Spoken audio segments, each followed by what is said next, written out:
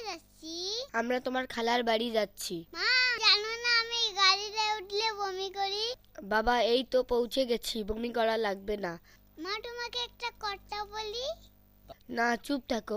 তুমি পাদলে কেন? মা, তুমি তো আমার কথা শুনলে না।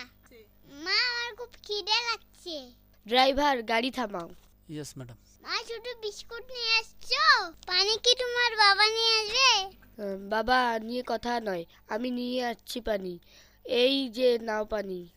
মা, বিস্কুটের তো খুবই স্বাদ। মা, আমার এখন তো বমি হচ্ছে। ওয়া ওয়া ওয়া ওয়া ওয়া ওয়া। তোমাকে এত খেতে কে বলেছে? এখন খালা বাড়ি আসা পর্যন্ত অপেক্ষা করো বাবা। মা, গাড়ি দাঁড় করাও না। মা, না হলে তোমার গায়ে বমি করে দিব। এই যে বাবা, আমরা তোমার খালার বাড়ি এসে গেছি। ওই যে তোমার খালা দাঁড়িয়ে আছে। খালা, আসসালামু আলাইকুম। ভালো আছেন? ওয়ালাইকুম আসসালাম। ভালো আছি। তোমার আসতে কোনো অসুবিধা হয়নি তো? না খালা, অসুবিধা হয়নি, কিন্তু অনেক খিদে লাগছে। মা, কিছু খাওয়াই নাই। হ্যাঁ কাটল, ভেতরে এসে বসো। খালা, এই মেয়েটাকে? এটা তোমার বড় বোন। খালা, তাহলে এটাতে আমি খেলতে পারি? না, তুমি ছোট।